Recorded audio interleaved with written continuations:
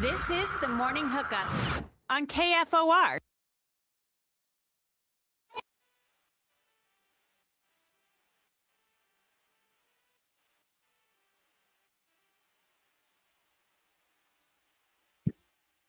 Good morning, Lincoln, Nebraska. Happy Monday. Welcome to the Morning Hookup. Bill Hooks, YZ, Dr. Dane Todd, Elijah here.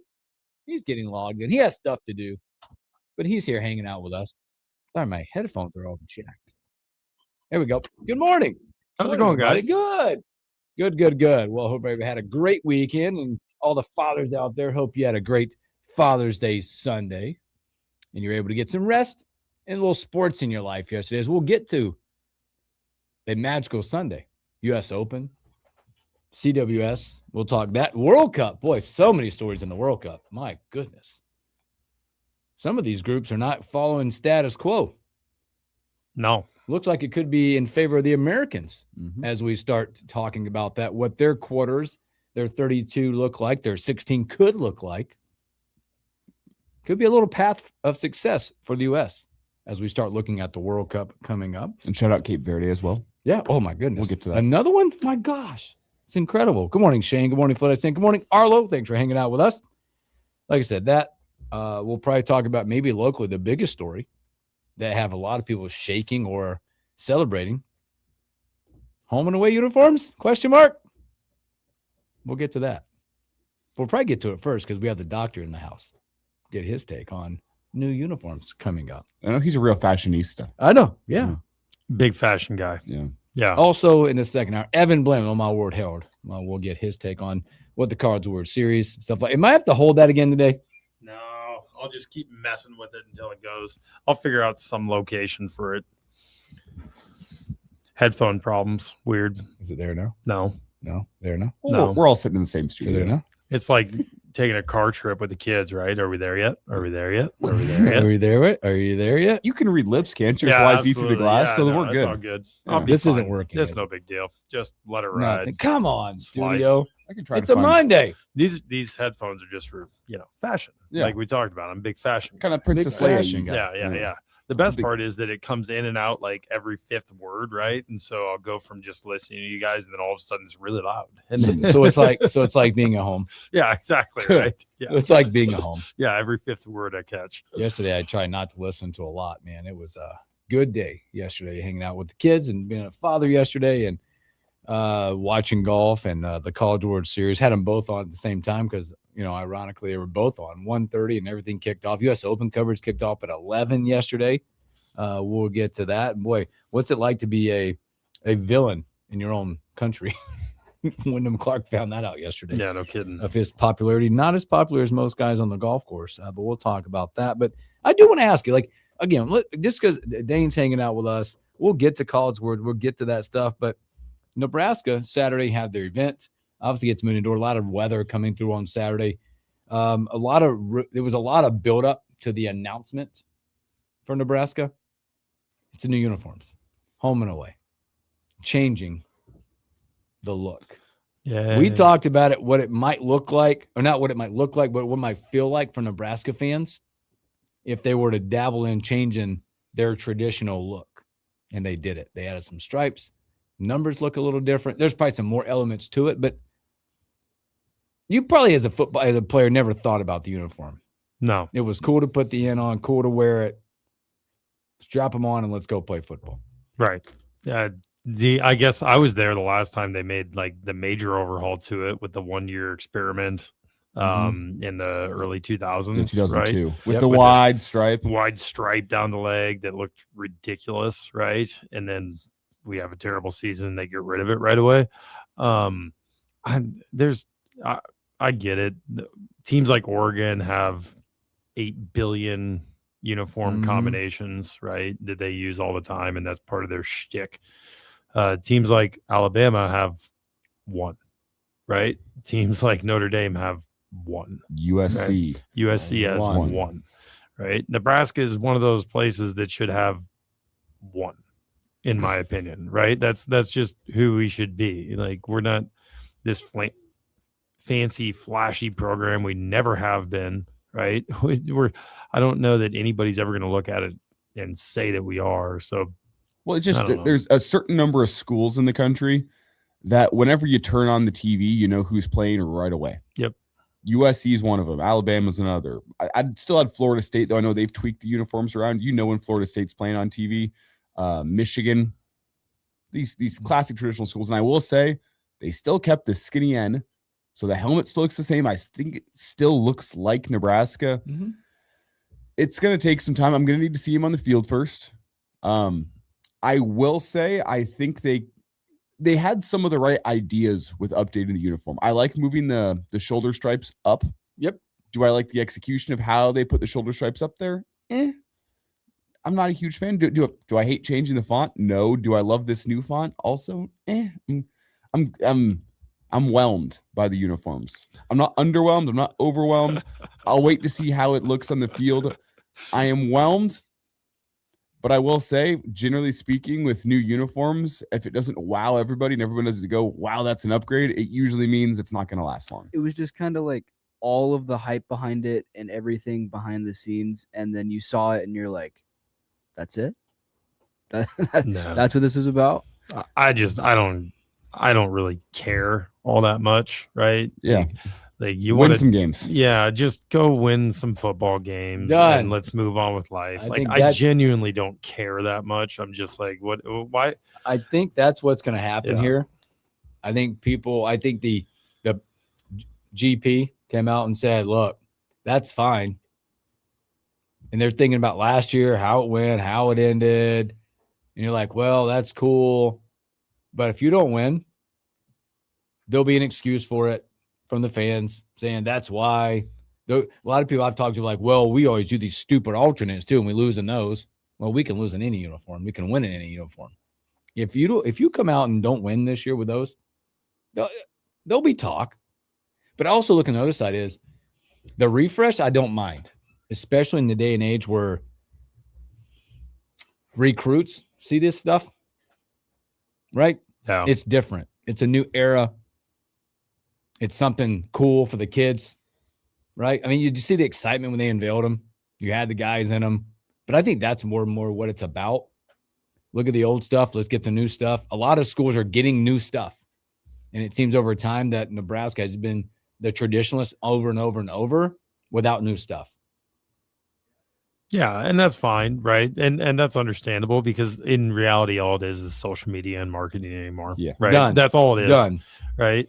But you're in Nebraska. Do you need the social media and the marketing? Currently, Yeah. probably. You do. Honestly, so? you absolutely I do. think you're still going to go put 85,000 butts in seats come this fall, no matter what you're wearing on the field.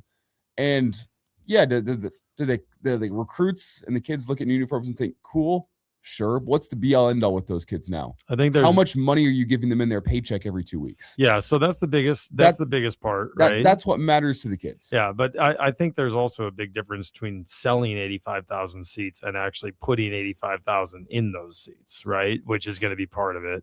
But in reality, it's all like generating recognition, right? Like it's you're a click away from somebody being interested in your program or from moving on to somebody else. And that's what we're actually looking for and trying to do there. But I don't disagree with you, Hooks. I think you've got to put stuff out there. I think it's fine. You do the announcement and everything. But again, like, you know, I'm an old curmudgeon at this point, Yep. right? And I don't really care what they come out in, right? And Just I'm wear a with you. uniform and play football. I'm right? with you, but I look at it like this from a uniform perspective or all this receipt stuff going on. We've talked about this. I think everything right now is changing the audience who you're talking to. Mhm. Mm-hmm. The university has to find out the target audience right now. And that's what they're trying to do. Mhm. They're talking to different people. A lot of people upset right now with what's going on in the university from a receipt perspective or what just happened in volleyball, which we could talk about and get to. Now basketball is going to do it. It's a different audience. And with uniforms, for me, you're talking to a completely different audience. Right. And you have to do that. Yeah. But again, I go back and it's like, you talk about the organs of the world. They talk to different people. Yeah, they do. Look what it did to them. Now they're winning. That's the other part of this. You can talk to different people like that when you're winning. Nebraska, I think, is just trying to talk to somebody different. Yeah. No, and that's fair. And I think some of the details of the uniform are kind of interesting, right? I'll Mhm. bet you if you saw those uniforms up close as opposed There's to probably a some picture little- on the internet, like the little cornrow thing in the Mhm. numbers and that kind of stuff. Some of those little details, I mean, do they breathe better? Do they? I don't know. those will pop and they'll look great Mhm. when you're up close to them. And that'll be fine, right? And get people excited and interested. But at the end of the day, right? Like we spent 10 minutes talking about uniforms, right? And so That's what the they wanted goal people to do. was, right? That was the goal. So, Mhm. and now at the end of the day, I'll also say just the same thing we always say, and that is, well, just go win some football games and nobody will Yep. care what you're wearing. And I think also notice how you look at this from the sponsorship side. I'm sure Adidas made a wise investment, Oh, yeah. major investment into the program, Mhm. which there could be some money flow there, Yeah, without a question. you know. But again, we got new ones. How long do they last? Don't know. Who knows? Don't know. I mean, are you going to, I mean, imagine what the uniform budget is at Oregon, right? I mean, Endless. I mean, I don't know what happens with the helmets when they paint them different colors, right? I, Yeah, I that's I true. genuinely don't know what happens in those scenarios, right? So who knows? Interesting. Skylar, good morning. What up, nerds, is what was said. I like them. Honestly, removing the winning tradition patch feels earned. Would like to see it come back if we started winning. If is the key word there. I'd like to say win. We start winning. Shane said the Notre Dame green jerseys are fire. I agree with that. Yeah, I Those agree. greens are Yeah, those those are greens are really tight. cool, right? they're tight, but it's something fresh. The Nebraska program is fresh, and I think that's what's happening throughout the entire program. Yeah. Not just football. There's freshness. Everything getting a facelift. Everything's getting a facelift from it be the Bob Devaney Sports Center this year coming up, The new track. the new track. This is a whole rebranding of freshness Mhm. at the University of Nebraska because, and I don't think this is an important part, but from the uniform perspective and maybe stadium perspective, you have fallen behind Mhm. a little bit, Yeah. right? Yeah. Facilities, you were behind for a long time. Now you've freshened those, Mhm. whether it be, redoing Devaney, PBA being built, forever football wise was at the top. And then you got in the Big Ten, you realize you weren't that much at the top. Even when the Big Ten first got going from a facilities, you look at it and you go, man, Indiana was as good or better than Nebraska. Right. And that was way back when we got in the Big Ten. So Yeah. there's a whole freshness, I think, going on in Nebraska. And whether you like them or not, I'm sure there'll be a lot of comments. Oh God, there will be so many comments. I like The one thing I'm curious is, are you actually going to be able to see the numbers on the side of the shoulders? Well, Right. see, I was a fan. That was the one Or thing that what'll popped to me. I'm like, happen- wait a minute. I always like when I buy certain like closer things. I'm like, you know what's really cool? Stuff on my shoulder. Yeah. I just don't know if you're going to be able to see it because of the way they'll hook on the shoulder pads themselves. I suppose it'll be one of those things that's a little more visible on some players than others, just Yep. depending on the pads. But Megan, good morning. She says, morning, DDT, Hooksy, and YZ. Good morning. Good morning, everybody. Well, there you go. New uniforms. Now you got to wait to see them again until we play. yeah, that's right. You got like Another- how many days you get to stew on that now? How many message boards get to light up? Or the first time there's an interception, somebody's going to, yep, see, So- it's a uniform. So many months. So many months of that. So, all right, let's take a break. When we come back, a lot of cool stuff happening in Omaha over the weekend. But one College World Series, we get game 3 tonight. Let's talk about that when we return.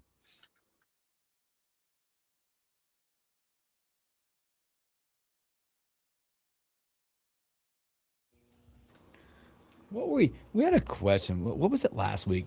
We wish the doctor was here to ask about. It was an orthopedic. It was a question. What was it? Oh gosh. It was an injury. There was something that happened last week. Was it Pulisic with the calf thing? Because we talked about that. We talked about that. No, there was another one. Dang it. We're like, that was the one we wish the doc was here. Was it something with baseball? I'm looking. I'm like, something's gonna like. I'm going to and looking like, oh, I'm mad. Yeah, because I remember the exact conversation, but oh my gosh. That stuff drives me crazy. I know we should have.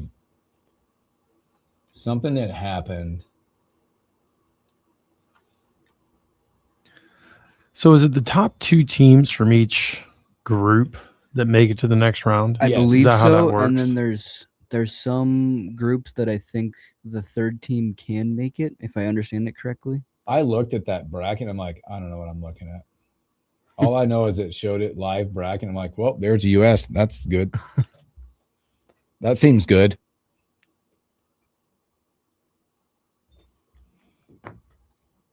Might be a dumb question, Hooksy, but you going down tonight? Nope.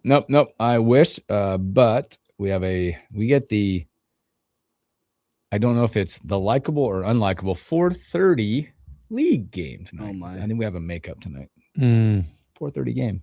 mm. Be there at 3:30. I'll be there in spirit for you. Oh, you going up? Yeah. Good for you. I have other buddies that are going up. I haven't gone to one this year, and I was like, it's the finals. Why not? It's perfect timing. Yeah. Yeah, I guess part of my question is I don't understand why these teams still have 2 games. Yeah, they just started like the second round of group play. Yeah. Like Friday or something like that. But I will say at least they've got it set up so that there's games literally every single day. So if you were a World Cup or a big fan, right? Like you just got games for days.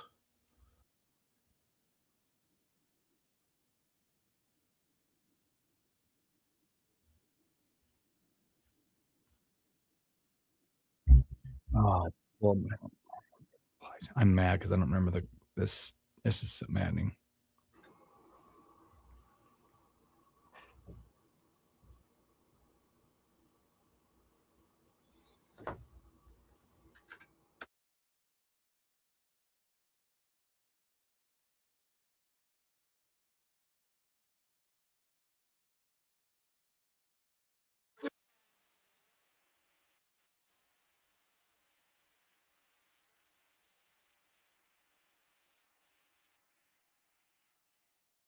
Welcome back in the morning hookup again. Happy Monday. Hope your Monday's off to a great start. Beautiful day today, by the way. You haven't been out. High 76 today, I believe. For next couple, maybe a little rain tomorrow. Plenty of rain over the weekend.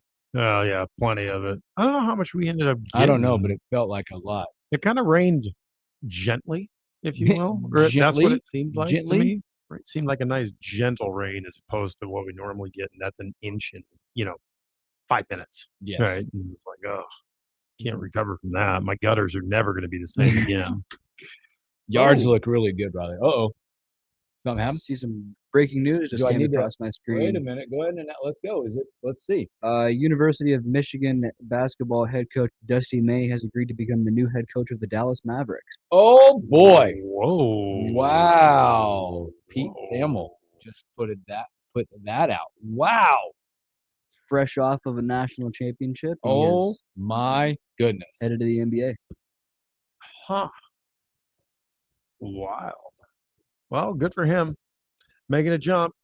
Just further evidence that there's no loyalty in coaching. Pete Thamel put out the fact that the allure of coaching Cooper Flack as a linchpin piece helped draw him to that, coming via Pete Thamel. Wow, that's a big one. Do you think the salary is going to be a draw at all? A little bit. Yeah. I think they get paid more in the NBA. Michigan's got to be like, what the heck, dude? That's kind of a bombshell out of nowhere. That is a massive bomb to be dropped. And I'm sure there'll be a lot of reactions coming up to that. Wow. Breaking news. Dusty May finalizing to become the Dallas Mavericks' next head coach. Wow. Well, 2 teams going to play it out tonight, 6 o'clock, to become the Men's College World Series champion. At the tale of 2 games. If you watch them over the weekend, I'm just getting messages galore now. This is fantastic. I love this. This is just fantastic. Have you seen this? College World Series. Boy, OU got out to a big hot start in game 1, beating up the Carolina pitching, stifling the Carolina bats. 8-3. They got a great pitching performances there. They're hitting. OU, I have said this forever, in any kind of postseason, the teams playing the best going in can cause the most problems. Mhm. OU on paper, and you look at it from the time the regional started to now, have been that team. Now, Carolina, yes, but like what OU has done, OU gets in, if you go back and look at what they've done, a sub 500 conference record. But being the SEC, you had enough to get in, right? And you go out and do what you've done. You've now hit, I believe, 24 or so home runs, in maybe more, from the regional on. With that stat, going into regional play, they were ranked 130th in home runs hit, and now they're like top 20 in the country in home runs. They had 65 home runs in the regular Really? season. Yeah. Now they're close to 90 on the year. Yeah, you And get getting- hot at the right time. And getting stellar pitching as well, and great defense. You've said it multiple times. They cause chaos. They're chaotic on the Bass base. You saw it yesterday in the first game, in the second game. It's so annoying. Second game, they caused a lot of chaos. First and second, first inning, no one out. They double steal. Carolina throws it in the center field. They score, go up 2-0. Carolina, and then their pitcher, by the way, the freshman, I forget his last name. He's got the brother. He was dynamic. Yeah. First 6 outs, 6 strikeouts. They'll randomly just throw down a bunt too, like or even just show bunt. They're not even going to bunt, but they'll show it just to like mess with the pitcher a little bit, Yep. throw him off his game. Yeah, they do a lot of the fake bunt pullback stuff. Yep. Just to cause some chaos. Carolina gets to him yesterday a little bit. They get to the freshman. The freshman, boy, I honestly, in that game, if you had moments like this in sports, I know you guys have, where you have a chance to put somebody away. Carolina gets 3 runs. They got bases loaded, 1 out, up 3-2, and don't cross another run in that inning. And you felt like you gave it away. You felt like you left OU in the game, and you thought you were going to look back in this game and go, wait a minute. Go back to that inning where they had base loaded, 1 out, and didn't score. Mm-hmm. You ever had a moment like that where you thought you just let it go? Yeah, it was when we were playing football against Texas or Texas Tech. Oh, that hurts me. I know, doesn't that sting right there? Just to bring up and the funny thing is, I can say those things, and everybody knows exactly what games they are. Yes, absolutely. Just Oh, games where it's one and a single play, and it's over. one of them, it was a single play. One of them, Both of them, it was a single play. It was, but one of them, single great play call. Oh yeah, one of them with a single great play call. You're Great exactly play call right. from Yeah. Coach Callahan and Yeah. staff at that point. Was it Norvell, the OC at the time? Yeah. Single It was great- Callahan who called the play. Single great play call. Q8. Just a little drop. Q8. And then a single great defensive play turned south. Yep. In games. Yep. Man, had him in grasp. But Carolina does not cross the runs, but pitching gets it done for Yep. them. Their starter, Lynch, stayed out there long enough to get the sensational 17-year-old freshman who goes 5 innings, I believe. 5 innings, right around 70 pitches, 17 years old. Jeez. Now, this is crazy numbers. Crazy numbers. I believe he struck out 7 or 8 in those 5 innings, somewhere in there. Mm-hmm. Carolina is now 29-0 in games he hits pitching this year. Seriously. No way. Really? Mm-hmm. At 17 years old, too. He should be graduating high school this year. Yeah. I mean, maybe. Honestly. He classified up. Yeah. He could technically be 2 years back, right? Because you think I was 18 my entire senior year of high school. Mhm. My entire senior Entire year senior of year. high school, right? And this kid's 17 at the end, beyond the end of his freshman year of college, right? Because I mean, let's be real, it's late June. Yeah. Right. So I will give you he's this. literally 2 years younger than I was at this exact same point. Wild. I will give you this just to give you a kind of a peek of. Oh, come on. Get me out of here. What are they doing to me? 17 years old, 5 innings.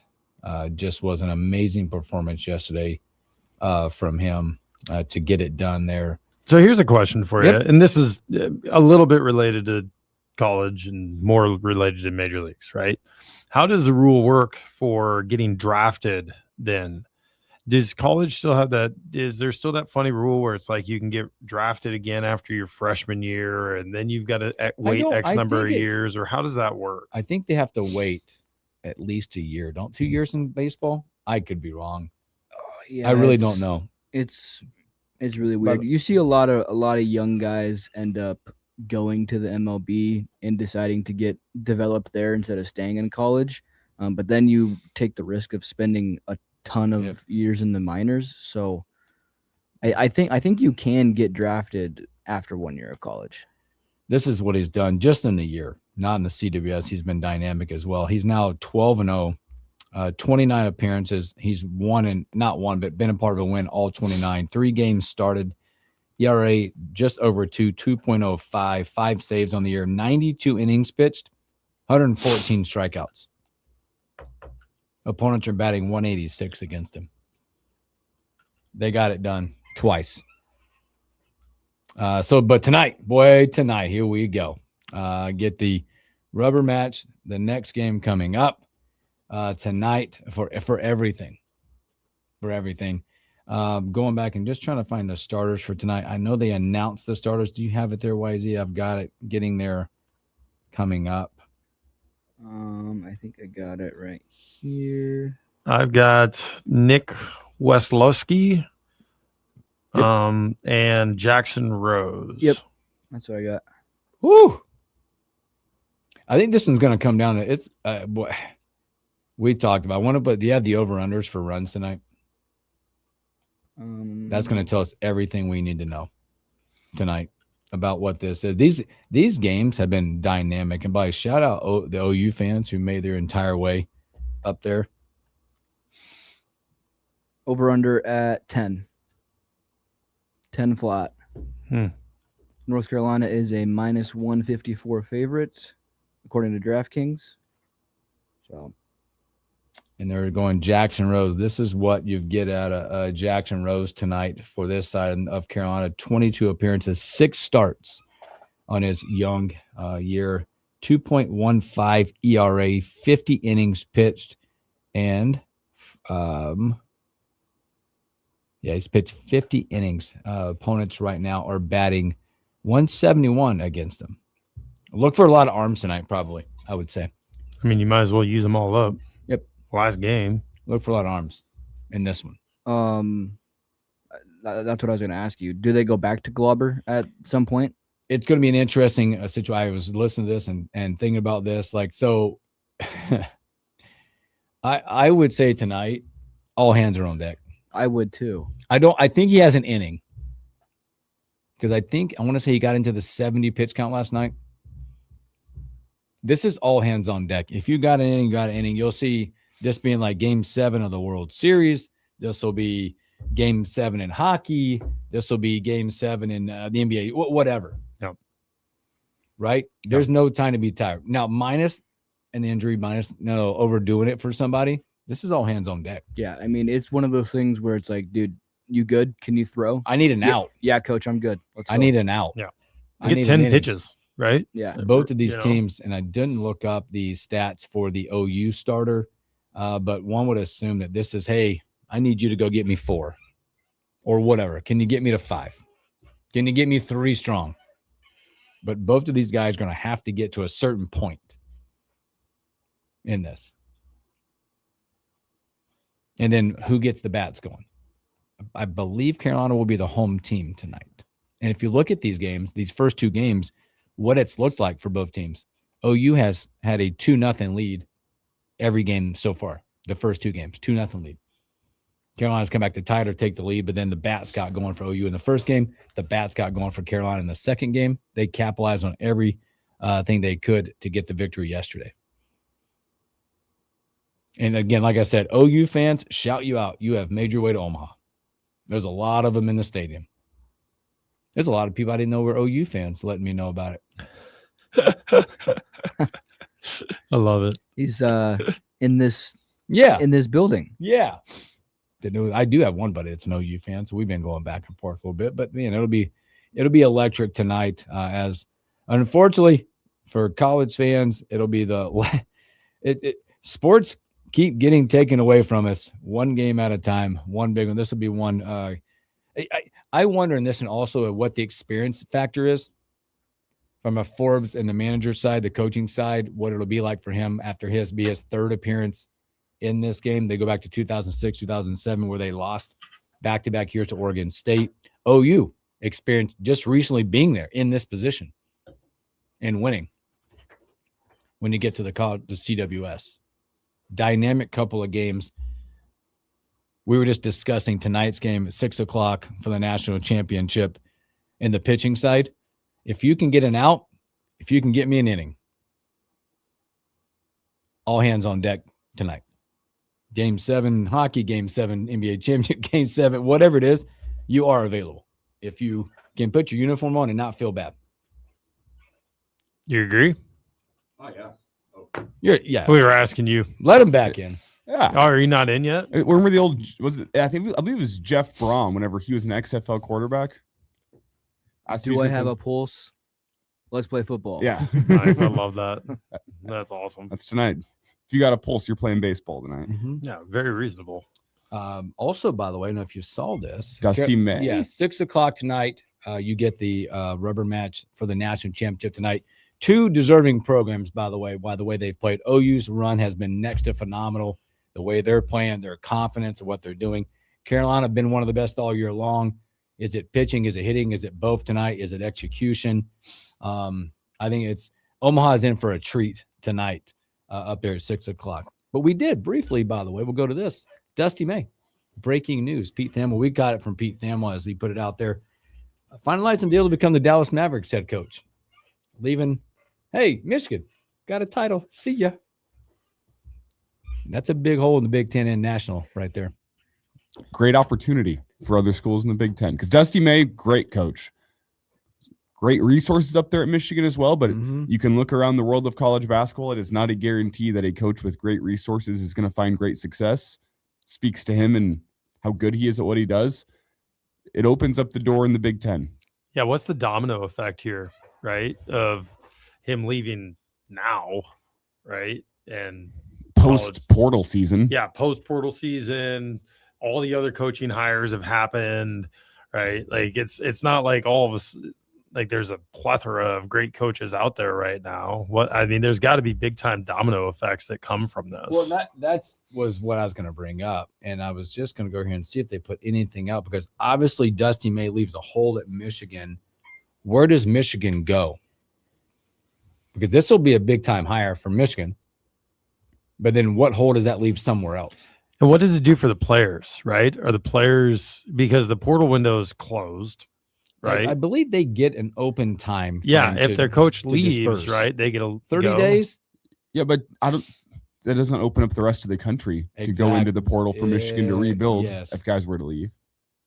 I mean, it sure does. Who cares at this point, right? Like, I mean, can't they transfer to other schools as track athletes, right? Isn't that something that just happened, right? You know, the loophole. Like, you can transfer in as track athletes and then walk on in the basketball team. How funny would it be if the basketball players transfers as gymnasts? You know, you got a 7'1" gymnast. That'd be fun. Who also plays basketball during the same season. Like I said, are there any portal windows open right now? There's got to be. Be on the bowling team. Transfer as the bowling team. That would be the ultimate. Do they even have portal windows in those? Just get really good at 10-pins. That's the question. Do they even have portal seasons in those sports? Or is it just like, hey, come one, come all. You want to play? We got a spot. Yeah, it'd be perfect, right? No, I've heard the bowling portal season's cutthroat. It wouldn't surprise me at all, honestly. It'd be like being on the crew team out in whatever school that was where those parents were paying to get their kids in out in California. Yeah. Can't remember where that was, Stanford or something. Do you feel like in a situation like this that with the Michigan and the way of NIL and portal that they're going to have their pick of the litter at some point? There's still Billy Donovan out there. It's not going to matter to these players. The rosters can now style of coach, style of play, yeah. But other than that, just give me a name. Well, as I briefly alluded to, starting out the show, talking about uniforms, the most important thing for these players is still what's coming into their bank account every 2 Fridays. Yeah. Honestly, in college sports, it might be every Friday. They might be getting that weekly pay. I don't know. It's not like me when I was a resident where you got paid once a month. Yeah. The end of the month. Yeah. Worst way to get paid. It's the worst way to get paid, man. Because the first of the month you're rich. You get to that final week, you're like, oh yeah, I did not do a good job budgeting. Just so that then you can pay your rent like that day, right? But that's the most important thing. If these guys are still getting their, from what we know about Michigan, their big paydays whenever they get paid, I think you can sell them on a good number of coaches out there. Yeah, good point. So Still, I think it's will there be a couple of guys that leave? Probably. Can you probably still keep the core of your roster together with the guys that saw those big numbers flashing in front of their eyes during portal season? Yeah. Mm-hmm. yeah. Wow. What news? It's still wild. It's absolutely wild. Completely What wild. To flip this around here, how do you feel about this hire for the Mavericks? I mean, it's the NBA. I don't even know how to judge those kinds of things, right? Like who's going to be successful and who's not, because you're really more, you're not developing, right? So much as you're managing personalities, right? Well, that's to speak of that. That's one of the things that Fred Hoiberg, why his tenure with the Bulls kind of went south towards the end, is he had some big personalities on that team and he had a tough time managing. And that's not a slight against the guy.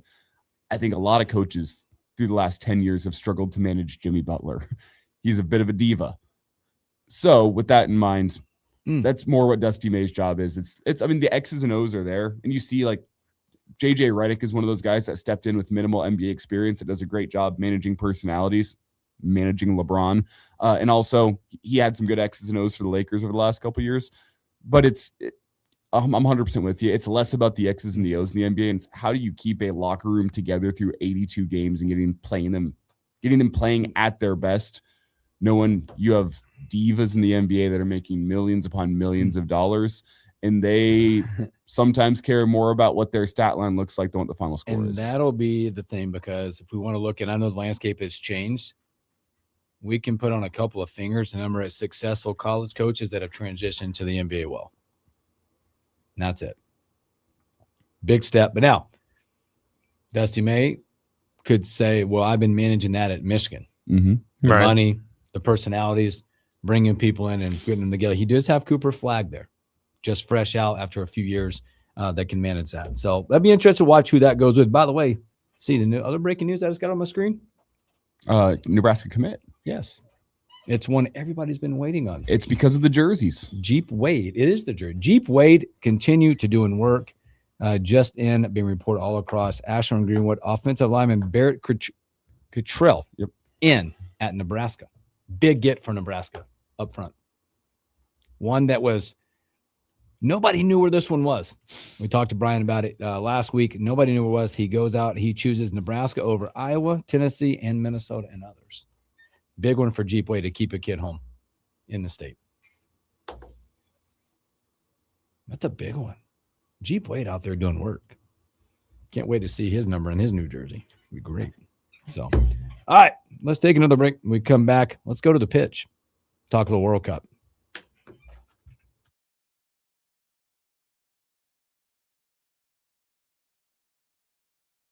You texted me, and I was trying to think of what we were talking We can about. remember. We both remember the conversation. We're like, oh, if the doctor was here, we could totally talk about this.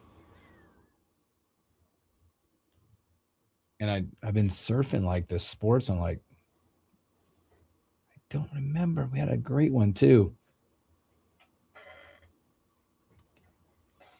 All right, I still got to figure out this whole Bracket grouping thing, doesn't because make any like sense.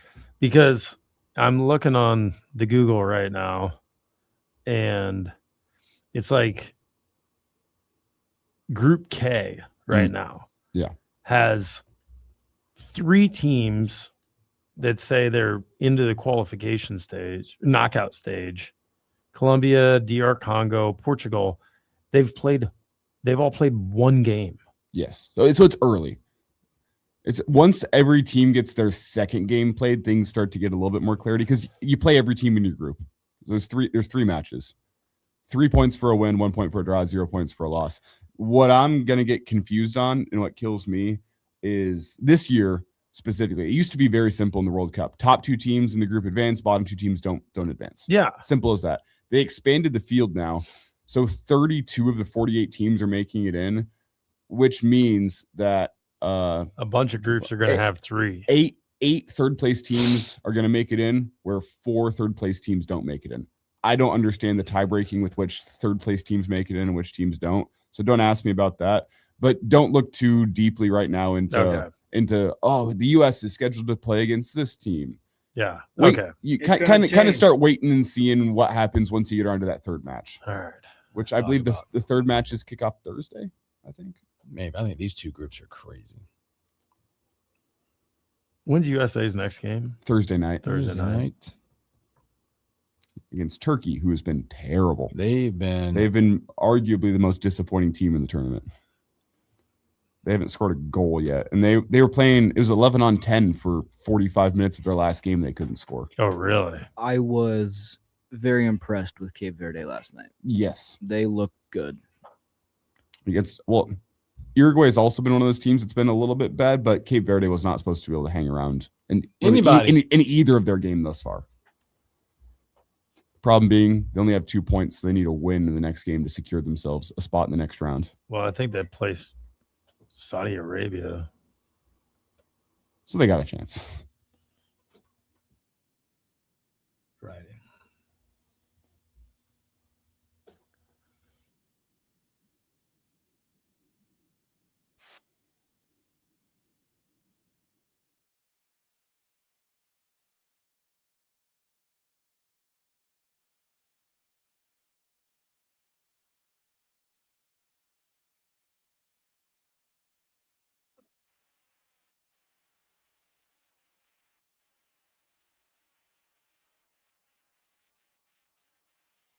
Welcome back to the Morning Hookup. Thanks for hanging out with us on a beautiful Monday outside.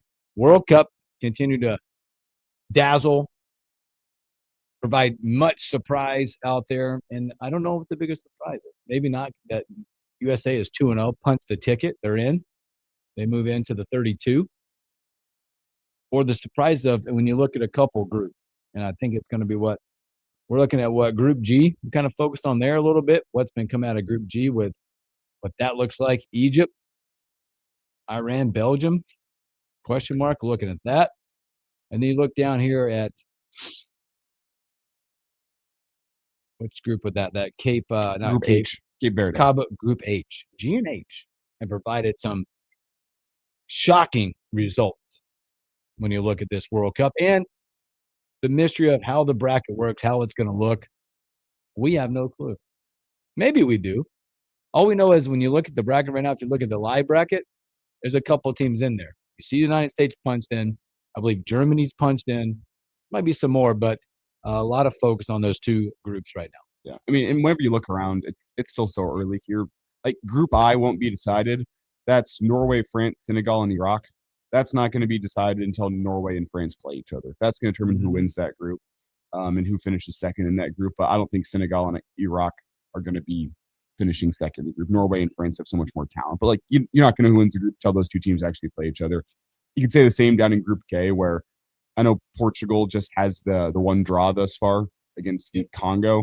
That group's probably going to be decided once they play Colombia. Those are the two best teams in that group, and we'll see what the Congo can do against Colombia. But still so much time remaining. Like I see people putting out if the tourney ended today, here's the United States would play. Well, yeah, on Friday that was Bosnia. Now it's Ecuador now, or who even knows? Give it a week.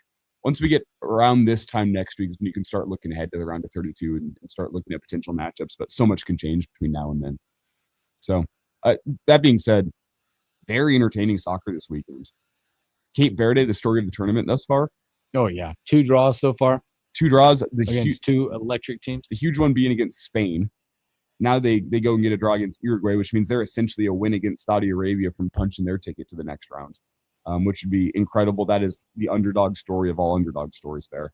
You look up in the United States' group, Turkey has been horrible. They're officially eliminated. Now the United States has them. Kind of have that guessing game of how does the U.S. want to play this, knowing that you have the tiebreaker against Australia and Paraguay, so you're secured as the top spot in the group. How many guys do you want to rest against this Turkey team? But you've secured yourself in first place, so it doesn't really matter what happens. Why So don't they we'll just go score like 4 goals early? That'd be fun. You can just do that in soccer, right? Mhm. Like it's real quick. I feel like just don't play any defenders, all attackers. All attack. Is soccer the sport? I didn't play it. Is soccer the sport like other sports? Like you think you'd go out and attack it as normal in the first half, and then maybe the rest happens in the second. To keep the legs moving, to keep the momentum of what you're doing. Flo? The unique thing about specifically the World Cup is the accumulation of yellow suspensions. Are you familiar? Yeah, good So point. if you pick up a second yellow card in this third game, there's a couple guys in the team that are like this. Balogun's one, Tyler Adams is another. I believe was Dest on that list. McKinney. These guys, if they go pick up a second yellow in this game, they would be suspended for the first knockout stage game. Oh, yikes. So it's one of those things where how much do you want to risk with him? Do you trust him to go out there and not pick up a yellow card? No. Which you would hope, yes. But what's nice is all those cards get reset back down to 0 after the group stage. So if you don't play him in this final group stage game, their counter gets reset back down to 0, and the accumulation starts again for the knockout stage. So if they get another yellow card, they're suspended. They get punted out of this game, so they might as well have a red card, right? So like in the game against Turkey, if they get a yellow card, that they're out of the game against Turkey and the following game. No, they remain in the game against Turkey. But they have to sit out. But they have to sit out the next game. That's the dumbest rule I ever heard. So they can wait a minute. Life. If you get a yellow in this match, current. Yeah, you can stay. You can stay in the game. It's just a yellow card. But you already know you're done for the next game. But you know you're done for the next game. Come on, man, just let me go now. Group stage. That's the dumbest rule I ever heard in my entire life. Just boot me out now. Yeah, it's to keep guys from playing dirty and just picking up all these yellow cards because they can. Well, then let them fight. You solve that problem. Give them sticks and turn it into hockey. Let them fight, right? You want to create these ridiculous rules to try to keep them from doing that. Let them fight. Although we've seen soccer players. Can you see them It's fighting? like, oh, God. Yeah, exactly. Well, the problem is that every now and then one of them comes rolling in and does a flying kick with spikes, right? Yeah. It's like, oh, that's the good one. That's the tough one right there. And I love when you see that because the guys on the other end, receiving end, still flop it. Oh, yeah, they 100% flop it, right? Yeah. Like he misses and they grab their ankle when they got kicked in the shoulder. We got somebody going to chime in today. I have a feeling. You already know. What up, Ernesto? Good morning. Oh, good morning, guys. How are y'all? Fantastic. It's Monday, baby. Hey, great time to be a sports fan. College World Series. I'd say. I mean, what more can you ask for? Nothing. It's awesome. And the World Cup, the U.S. is showing out a little bit. We're good. We're all good. So I cannot wait to see this through. I hope the old U.S. of A. can make a little strong run in there and get into the semis. We'll see. That'd be electric for this country. Yeah, I mean, and how about the Scots in Boston? Oh my God! Oh yeah, drinking Boston out of beer. YZ would love to talk about that. And I think they're going to Miami now. We're in big trouble. I wait till that goes down. Whoa! I think I'm driving back from Savannah. I think I've seen some of them already driving down, swerving and stuff. No, I'm just kidding. But hey, man, I spent Father's Day with my girl in Savannah. I heard my name, Daddy. I heard my name, Daddy, a lot. If you know what I mean. Bang! If you know what I mean, you didn't leave much to the imagination there, bud. Oh, Ernesto. Happy Father's Day, Ernesto. Happy Father's Day. Jesus. That's what he meant. Yeah. That's what he meant. All right. That's what he meant. Well, how much time we got left? Yeah, I don't even know. No kidding, right? How do you even end on that? Oh, God. We just talked to the doc. That was good, Anything? though. Oh, hey, yeah, no, the breaking news of the Brady Kachuk to the Florida Panthers. Did you see that yet, Elijah? Yeah, look Oh, at my this. goodness. Break that one down. Yeah, the Brady Kachuk from the Ottawa Senators got traded to the Florida Panthers his to go brother. play with his brother Matthew. Hey, and he deserves to be in America. He deserves to be in America. They treat those guys so bad. Quinn Hughes. I can't wait till Austin Matthews moves out of town there. Connor Hellebuck got to be the next one to go. But I just messed up. Sorry, we're in commercial currently. Oh, we are? I pressed the wrong button. As soon as we come back, I'll play the 30-second bed. So Okay. Why'd you do that? yeah, I clicked the wrong button. So we're off the air. We're good. No, we're on the stream. We're on the stream? Yeah. We can talk to the nice. streamers for a Yeah, minute. yeah, Go ahead. 100%. Oh dude. man, I didn't. Ottawa got a haul back for. Yeah, they Kachuk. got You a see the haul. whole, yeah, they got a big 3 one. first rounders and a second rounder, right? Yeah. Yeah. Do you know what the conditions are on that conditional first round pick? No. I want to know. I don't. That was a complete brain fart. My bad. It's okay. Were you trying to play the bed and you hit the wrong button? Yeah. I've done that before, actually. It happened. The difference was I didn't tell anyone. I just played the bed and acted like it was normal. I love that. Nicely done. Nicely done. I see how this is. That's nice of you. Doc, anything? What's up at the clinic, man? What's going on with the place? Oh, Anything happening? we opened up our new office. That's Oh, up and baby. running now. And then the Bill Hooks obviously- Memorial Yep. Northern Office? Yeah, exactly. That's right? exactly what it's not. Yeah. And then obviously I told you about that other thing that we haven't announced yet, Yep. but it'll be progress. coming. Yeah. Progress. So Be a lot to come with that. it'll be That'd really sweet. cool. That'll be really cool. Now, So- when you do like multiple offices, are you moving around as the doc, or are you we centrally can. located? We have Are you the option to centrally go and located, do though? stuff different places, but most of us who have been here for a while, it's kind of like, well, this is what our time This is my base. right? And so, like, my PAs are going to run clinics over at the new one. Yep, nice. Because then there's additional space that they can get into, right? Mhm. Okay, I'm not even gonna mute your mics. I'm just gonna, as soon as we get on this, I'm just gonna play the bed and then bang. All right. Well, I'm going to stop talking anyway. Yeah, we'll stop and talk for a minute. And we're back. Did I say anything? Goodbye. Are we actually back on now? Yeah, we're back on. Oh, we're back on. Yeah. Well, coming up, we'll talk U.S. Open. Evan Blam, I'm all world herald, and a whole lot more. Boy, Doc, thanks for hanging out with us again today. No, nice seeing you guys. You too, my man. Go check him out. DrDaytonTodd.com, 402-484-4012. All your orthopedic needs. Sit back, relax. We'll be right back.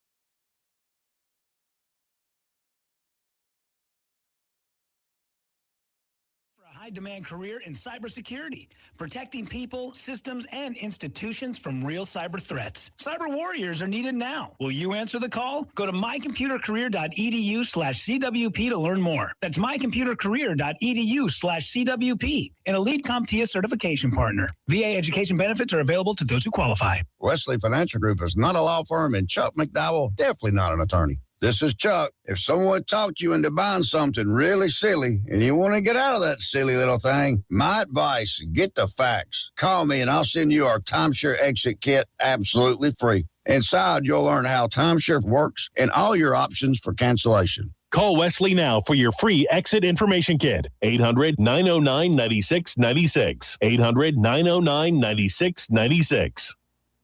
Man, I love this place. I've been surfing here since I was a kid. Now, seeing my grandson out on the water, it means everything to me. Watching him and taking in the blue waves, the sea breeze, the blurry horizon. If you have geographic atrophy, or GA, subtle changes in vision could mean it's progressing toward irreversible vision loss. Izervay is proven to slow GA progression and could help preserve your vision for longer, so you may keep seeing the world around you. Izervay, or avacincaptad pegol, is an eye injection. Don't take it if you have an infection or active swelling in or around your eye. Izervay can cause eye infection, retinal detachment, or increased risk of wet AMD. Izervay may cause blood in the white of the eye, blurred vision, or a temporary increase in eye pressure. Do not drive or use machinery until vision has recovered after an eye injection or exam. Ask your retina specialist how you can slow your GA with Izervay. To learn more, call 1-855-IZERVAY. Lincoln's local news, talk, sports, and weather station. FM 101.5, 1240 AM, KFOR, and KFRX HD3. Lincoln.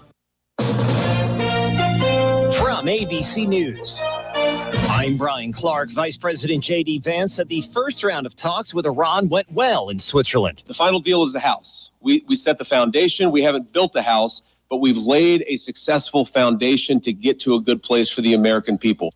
The vice president touted Iran's agreement to admit International Atomic Energy Agency inspectors into the country, but ABC's Tom Soufi-Burge in Switzerland says that comes with a caveat. Those inspectors from the International Atomic Energy Agency were already very much part of the verification process. So, I mean, it's not an additional win by the Trump administration in terms of these negotiations. And the vice president was very clear. He conceded that, there is still a long way to go. Britain is going to have its 7th prime minister in a decade. Keir Starmer announced he is stepping down as PM and leader of the Labour Party. ABC's James Longman is outside of 10 Downing Street. What next? Well, he remains prime minister today, and he will be prime minister for the next few weeks, because by Labour Party rules, there will now be a contest within the party, which he said is going to be in July. All eyes will be on Andy Burnham. Burnham is the former mayor of Manchester who says he will seek the leadership position. July 4th marks 1 year since the catastrophic flooding in the Texas Hill Country that killed at least 139 people, dozens of them at an all-girls summer camp. ABC's Jim Ryan says state investigators have released a report. The failures at Camp Mystic began long before the July 4th, 2025 flood, according to investigator Casey Garrett. Nobody had any idea what they needed to be doing. She says a lack of flood warnings and a delayed evacuation would lead to the deaths of 25 young campers and 2 counselors. It was such a tragic disservice to these people that they were starved of information. Former Federal Reserve Chair Alan Greenspan died at 100. He was Fed chair for 18 years. You're listening to ABC News. I know that hiring can be challenging. You sort through tons of resumes and you get too many so-so applicants. You're just waiting for someone to match your role perfectly. Well, now there's a place where you can meet them fast. ZipRecruiter. Need to hire right away. Start your search for strong candidates. The right fit awaits. Build your team. Build it sooner. Meet your match on ZipRecruiter. Just head to ZipRecruiter.com/free right now to try it for free. And you're on your way to meeting your match. 4 out of 5 employers who post on ZipRecruiter get a quality candidate within the first day. So try it now. Go to ZipRecruiter.com/free. Once again, that's ZipRecruiter.com/free. Meet your match on ZipRecruiter. Try it free. New information from an early morning fire. Good morning, I'm Jeff Mode. 64 degrees at KFOR. 3 vehicles were damaged by a fire shortly before 4 this morning in the area of 30th and Q Streets. Lincoln Fire and Rescue Public Information Officer MJ Lehrman tells KFOR News that a Jeep Latitude SUV was on fire. LTD does have one person that they took in custody. The latest on that situation can be found at KFORnow.com. Lehrman says 2 other vehicles suffered damage. No word yet on damage estimates. Nobody was hurt and no buildings were damaged. There was a sinkhole in Omaha's Blackstone District Sunday morning in the area of 38th and Farnham. It prompted evacuation of 2 adjoining buildings out of an abundance of caution.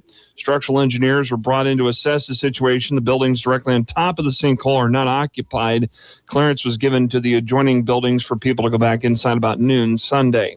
Several streets across Lincoln will start closing this week. Today, it's 27th Street between Calvert Street and Sheridan Boulevard and Van Dorn Street from Mans to Cedar Avenues, closing for pavement repairs. That should be done by early August. This coming Saturday, westbound Cornhusker from Russell Circle to 35th Street will close for pavement work, and that should be done by the early part of winter. Read more in the Lincoln News section at KFORnow.com. A 3-game losing streak is over for the Lincoln Salt Dogs. They defeated the Winnipeg Goldeyes 7-3 Sunday afternoon in American Association baseball action in Winnipeg to wrap up the weekend series. Lincoln starts a 3-game midweek series at Fargo-Moorhead with first pitch set for just after 7 o'clock tonight. We'll be on the air with it here on KFOR beginning shortly after 6:30. Partly sunny today and a high of 75. Tonight, partly cloudy, low of 59. Then increasing clouds. Tomorrow, there's a 40% chance of showers and thunderstorms, a high of 79. And for Wednesday, mostly sunny with a high of 81. This morning, 64 degrees in Lincoln. I'm Jeff Moats, KFOR News. Ryan Reynolds here from Mint Mobile with a message for everyone paying big wireless way too much. Please, for the love of everything good in this world, stop. With Mint, you can get premium wireless for just $15 a month. Of course, if you enjoy overpaying, no judgments, but that's weird. Okay, one judgment. Visit mintmobile.com/radio. Upfront payment of $45 for 3-month plan, equivalent to $15 per month required. Intro rate first 3 months only, then full price plan options available. Taxes and fees extra. See full terms at mintmobile.com. If you're worried your friend may be struggling, remember, you don't have to be there to be there. You could say, how are you, or get a fake tattoo. You could ask with an app if it works for you. You could chat on the game, kick off your flip-flops. You could ask on your couch while you binge watch. Whatever gets you talking. Reach out to a friend about their mental health. Learn how you can help at seizetheawkward.org. Brought to you by the Ad Council, American Foundation.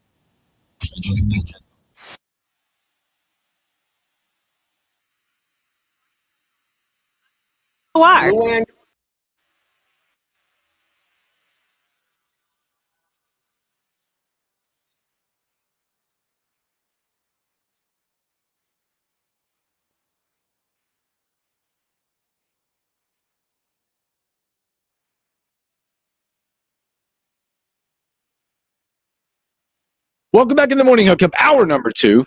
Happy Monday. Special thanks here to the doc, Dr. Dane Todd, hanging out with us like it is every Monday. When we have injury stuff throughout the week, we got to write it down. I'm still perplexed that I can't remember that because we were like, oh, the doc was here. We could have talked. It's on the tip of my tongue. I can't think of what. I would say this. A lot of my weekend is not blurry, just foggy coming off the member guest golf tournament, boys. How'd you shoot? We were in one of the tougher, most fun flights. We were in a tough flight. Did not play great, played average. Partner played good. We had an ability for people against us, friends, to shoot like career rounds. Like, oh, look, it's Hooks Kubicek. Might as well shoot 38 against them. That was a great time. They do a phenomenal job of the event. It's a grind. It felt like the U.S. Open. We have Thursday's a practice round in the morning, first round match. So it's 5 9-hole matches. Friday's the day, though, because you play 1 9-hole match on a Thursday. You play 27 3 9-hole matches on Friday. And then you finalize the tournament Saturday match in the morning, then the shootout. It was a grinder, but we had a good time. Survived. Yesterday and the rest of the week is detox mode for Hooks. Yeah, how many drink tickets do you get with the member guests? Well, let me tell you how this works these days. Well, like a lot of them these days, it is an all-inclusive. So the fee is whatever the fee is to get in. I'm sure you get your. There's no and there's no exchange of anything else the rest of the week. I mean, you have cash to tip the bev carts and the other individuals. They have spotters on the course to look for your air tee shots and they mark them for you. So other than that, you really don't need cash. All inclusive. So that answers your question about the number of drinks you can drink in a weekend in 3 days? 1 per hole. I don't like odd numbers. And it was so beautiful. 2 per hole. Thank you. You too. Boy, speaking of the U.S. Open, man, what a thrilling U.S. Open we got. A lot of storylines, ups and downs in this one. Wyndham Clark gets his second in a few years. Stands up to the kind of the hate that you saw out there on the course. I think my opinion is that as Sunday rolled on and he was used to the response he was getting from fans, I actually think the hatred and the boos and the cheers he got whenever he hit bad shots, I think it all helped him. What did Scotty Scheffler say? Not many people can be in the arena. Mm-hmm. And he stood up in the arena of, and again, not anybody's fault. Wyndham Clark has done a lot of these things perception-wise, whether it be beating up the lockers a few years ago. He's brought it upon himself. Not really being apologetic over time in that situation. Thrown driver, which also beat up a sign with a sponsorship sign. Damn near hit one of the guys that holds the quiet sign. Yep. Yeah. There were a few moments in this tournament that there were questions of clearing areas for him that I think got him on the wrong side. And somebody asked me about that. And I'm like, you know what? Here's the deal. What I'll tell you about them clearing of the area. But there's rules officials all over the place, right? If there would have been something, I mean, again, you got to call it on yourself. But there's rules officials there. It was a big moment. You see golfers pull that out every single weekend. I think people just don't watch enough golf to know. Yeah, people take advantage of the 2 drops. Now you get to place rule. And he was not clearing space where his golf ball was. He was clearing space for a drop, which is kind of in that gray area, but yes, by the definition of the rule book, remains Good to legal go. because his ball was not spotted. He did. That's I my will say understanding this. of the rules. I will say this. Watching a lot of this, Clark wins it. Congratulations, your second U.S. Open. That puts you in rare air now, by the way, when you get to 2 majors. You're talked about in a different light. And he's been playing the best golf of anybody coming into this. Could be his new love interest that he's got. A lot of people are making fun of that because he was with Emily Tanner. Mm-hmm. Hello.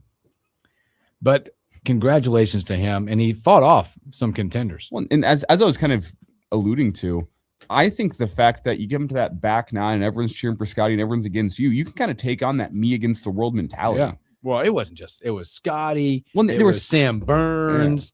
There was so much going on. And there were so many moments where he could have lost. Because let's all be honest. He won that tournament on Thursday evening. He gets a late tee time. The course is soft. The wind dies down. He goes and fires a 7 under. Yep. And that's going to take skill at that golf course to go and do that. He's a great golfer, don't get me wrong, but he also had some of the most favorable conditions that anyone got to see that day. Look, and that helped him. He built up a huge lead from Thursday night whenever he got off the course to whenever he puts it in on 18 yesterday. He was wire to wire, let it the whole way through. He had the lead from 7:09 Thursday night until the end. And you have to tip your cap to a guy that with everybody against you, he battled adversity on Sunday. The back-to-back bogeys on the front 9. He had himself in hell on 16 and finds a way to save par. The story of his weekend was him finding a way to save par. And you think on 16, you go, all right, he's won it. But then what happens on 17? There's a bogey. And now the pressure ends right back up on 18 whenever everyone's against you. Knocks it stiff or knocks it to two putt range, moving on. It was not a ho-hum Sunday for him, for Wyndham. He had to go out there and he had to battle in tough conditions with the fans against you. And a star-studded field. Mm-hmm. A lot of the talk will be, I will tell you this, for some of there, a couple conversations around this. Shinnecock Hills, I don't think stood up had the teeth it had a couple years back. Agreed. Lacking that. They widened the fairways. But weather was not as brutal as deemed. Wide fairways. Golfers navigated the golf course a lot easier this year. Now, the second thing they're going to talk about is the number of stars that missed the cut. A lot of guys missing the cut when you look at some of those names. But there's some great stories that come out of this. How about the amateur Miles Russell at 17 years old, playing 4 rounds and 7 over par? Coolest moment of the tournament. Oh, I got goosebumps just thinking about it. 18, he talked to rules officials, was able to take his dad and put him on the bag for 18. They walked 18. What's an amazing moment there when you look at that. Some great finishes, best finishes for guys. Did you happen to see Keith Mitchell? Did you see what he did? He is the first golfer ever, and I believe in the US Open, maybe I made it. He shot 4 straight 70s, even par. But nothing's going to be better because I would bet after his first 9 on Thursday, he was already booking tickets to go home. He shot 41 in his opening 9, yet to follow that with a 29-70. 49-70 to go on to shoot 3 more straight 70s for his best U.S. Open finish ever. Great story there. Scotty Scheffler, top 5 finish. Didn't play great. Battled it. Hasn't been playing great really all year long. Battled it. But there was some electric rounds, and you look at some of the guys out there. I mean, it was a really nice golf tournament when you look at things the way they went down. Miles Russell had said great story. There were 5 amateurs, by the way, in this tournament that made it. That made the cut. That tied the record for most amateurs to make a major. So it's some great golfers out there. But again, it makes you start to think. Now, Scotty Scheffler, he missed out on the career Grand Slam another year. That'll be talked about a lot. But well, you look at some of the guys that missed the cut: Patrick Reed, Ricky Fowler, Billy Horsch, Bryson DeChambeau. Boy, he has missed a few cuts in a row. Also, by the way, talked about sponsors in their in the clothes they like to put out for golfers to wear. Did anybody check out Victor Hovland round 2? Mm-mm. See if you can search up Victor. He looked like a chef. I thought the chef was on the course. I had to rewind, like, what is going on? the chef. See if he got his uniform. Oh, so you said Friday? I think it was Friday's uniform. Black pants, red, white stripe. Now we got to look this up. You'll be amazed. John Rahm, second round 7, he misses the cut. Shane Lowry misses the cut. Straka misses the cut. Adam Scott misses a cut. Oh boy. Oh. Yep.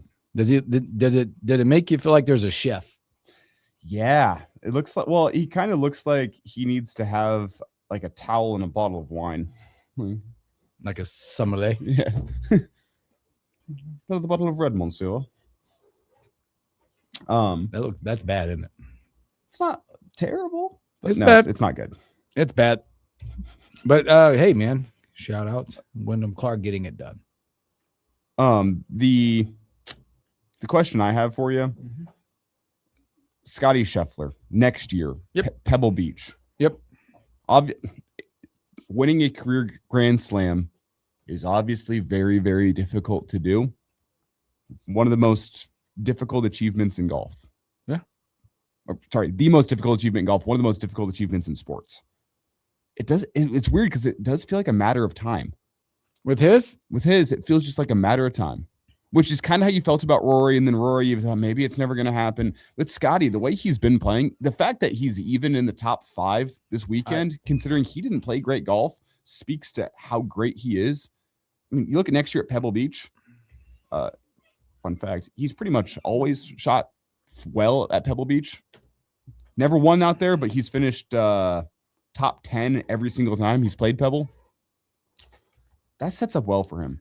it does. Obviously, you're looking ahead there, but man, it's a tough gig. Look at Rory. Obviously, do you think?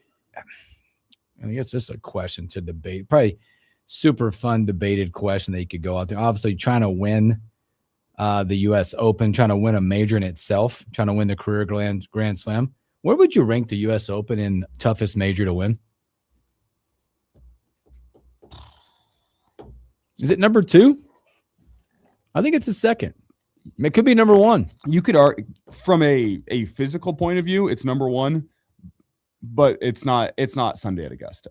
I know, but getting to know the Masters, playing it nonstop all the time, I think it's a benefit for the guys that have played it and had success. The fact that it's a different course that is at the toughest conditions you'll ever have every single year at the U.S. Open. Yeah, and I think I throw it out like Pebble Beach might be different, but like I think from the perspective of the wild cards that go into the U.S. Open, not got course conditions, all that, but it's an Open. You never know the guys are going to go perform well in an Open,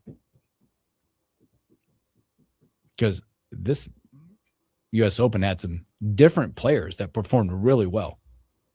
The JT Poston's up there, Keith Mitchell's up there. There's a really good sticks when you look at them up there. But it made me think, man, I wonder, this has got to be the most mentally, physically tough major to win. And then add on the fact that he's trying to the career Grand Slam. Again, I'll say from a mental point of view, it is not the back 9 on Sunday at Augusta. Nope. That's a different animal.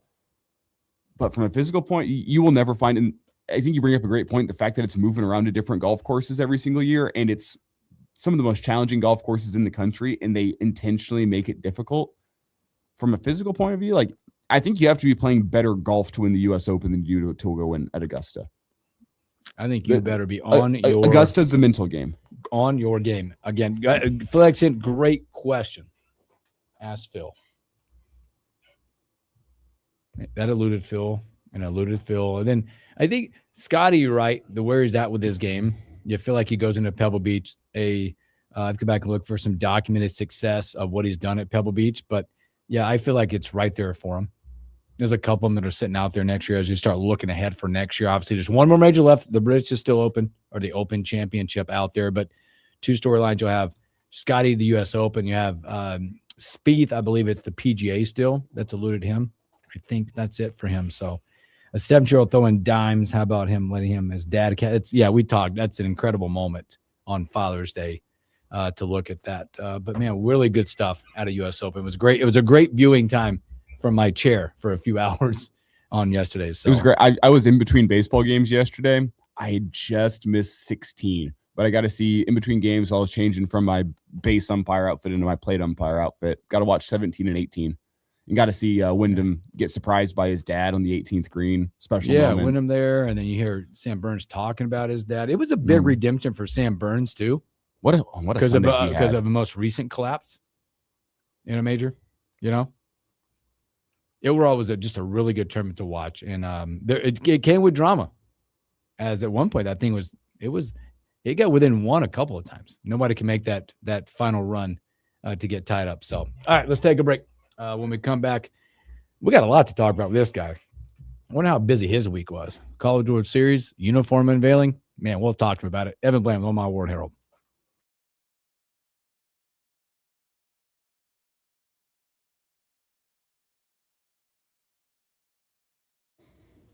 Yeah.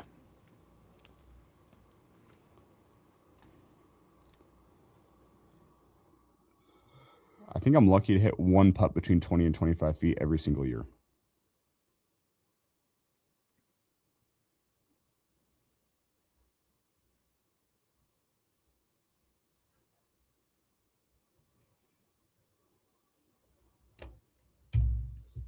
That was fun to watch. They won, man, record prize money for U.S. Open. $22.5 million was the pool money. Elijah, Austria, and Algeria. Argentina and Algeria. They already played. Argentina and is it Austria? Austria keeps it close. Probably. What's the total? I don't see Argentina just messing them up. 2.5. I'd take the over. I like a 3-1 there.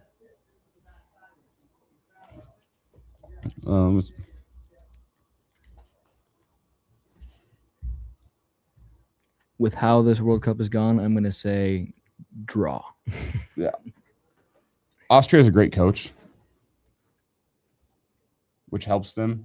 Kind of similar. He's kind of like a poach guy. Great manager. Needed some time to kind of recenter himself. Ralph Ragnick's his name. They have a decent team, but Argentina's better. I could see them putting up a goal though. 3-1 feels about right. There it is. When a head coach change occurs, a 15-day period will open 5 days after the new coach is hired. If a new coach is not announced within 30 days, the brief says, man, that's weird. It's a lot to digest for them.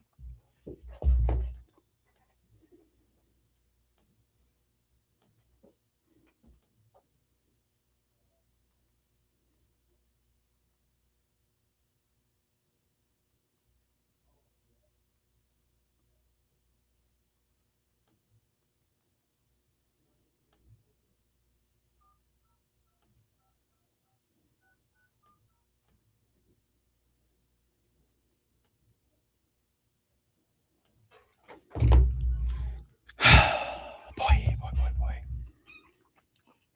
Yeah, total detox. Like a week, maybe more. Until the 4th.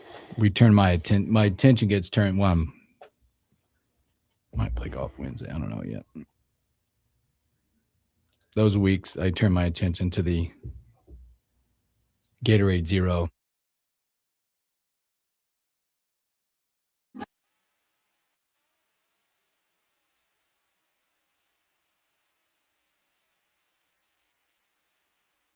Welcome back in the morning hookup again. Happy Monday. It's from our guy from Omaha World Herald, Evan Bland. Evan, happy Monday.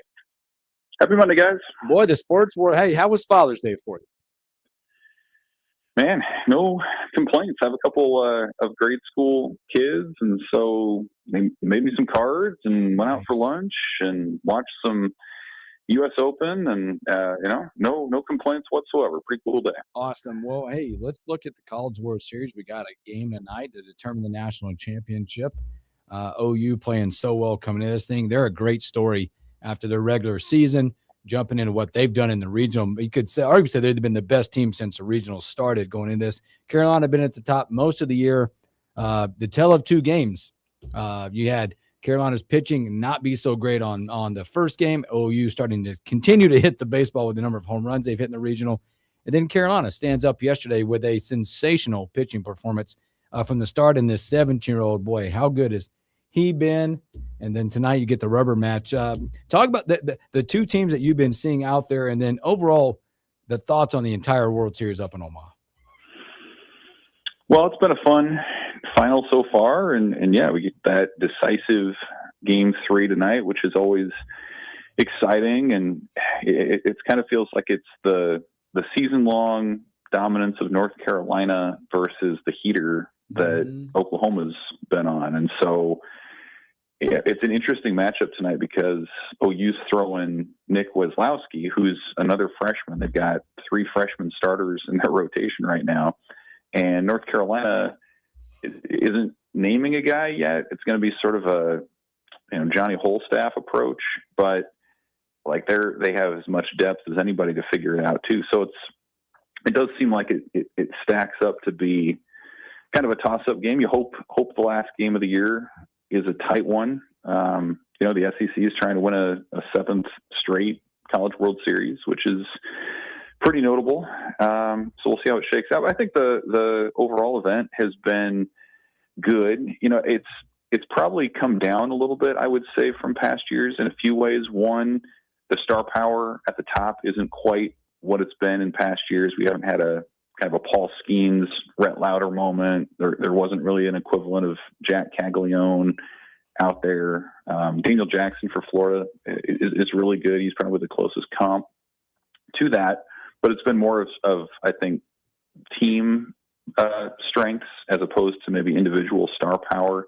And then the games have, you look at some of the average margin of victory, it's been one of the more lopsided College World Series really ever too. I think it's in the top 5 or 10, certainly for most lopsided. So a lot of the games have been, decided late, but the attendance numbers continue to be strong, and you still see full stands, and you walk around the Omaha Baseball Village and it's packed. And so it kind of feels like the momentum is still really strong with the event, and maybe it's not reliant on kind of a year-to-year thing. People are so committed to coming out regardless of who's here. I think it just shows that it's in a really healthy place, even when in one individual year, maybe not all of the circumstances go the right way.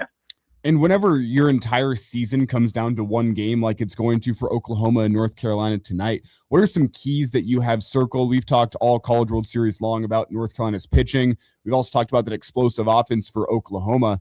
Is it one of those games where whatever team kind of snatches some of that momentum early in this game can ride that through? I mean, whenever you think about a one game deciding the results of your season, you got to think about the emotions that guys are going to be riding coming into this. Yeah, no doubt. I mean, I think the stat of the series has been that the first team to score has won 11 of the 14 games, and that was not the case yesterday. Oklahoma scored first and lost, but generally that's been the trend, is if you get up early, you're in pretty good shape. So I think that's part of it. To me, it's going to come down to like, which team will do what it does more consistently. Like North Carolina's been defined by pitching and defense. So is this a game where it fields well and where its arms do what they do? Oklahoma of late, it's been all about the power and the long ball. And they've homered in every NCAA tournament game during this run. Like, does that continue? Are they able to go deep another time or two and potentially in clutch spots? And so, I mean, at this point, there are no surprises, right? Like, your team is very much what it is. Your freshmen are not really freshmen anymore. The scouting report is obvious, even to the teams that are just playing each other in Omaha, between these two schools that are going to meet for a third time. So it's just who is, I guess, more true to themselves in this game, who doesn't try to do that little extra thing or move out of the game plan that's worked for them to this point. I think both teams have gotten this far because their mentalities are so strong and they are able to bounce back in certain ways. But maybe some of it will come down to the conditions. Like if the wind is blowing in, I think that's a little bit of an advantage North Carolina, just because they're not as reliant on the long ball. So you talk about like a game of inches and one or two things. Like, this is one of those games in the last game of the season where it does feel like it could come down to one play or one circumstance that ends up swinging this thing.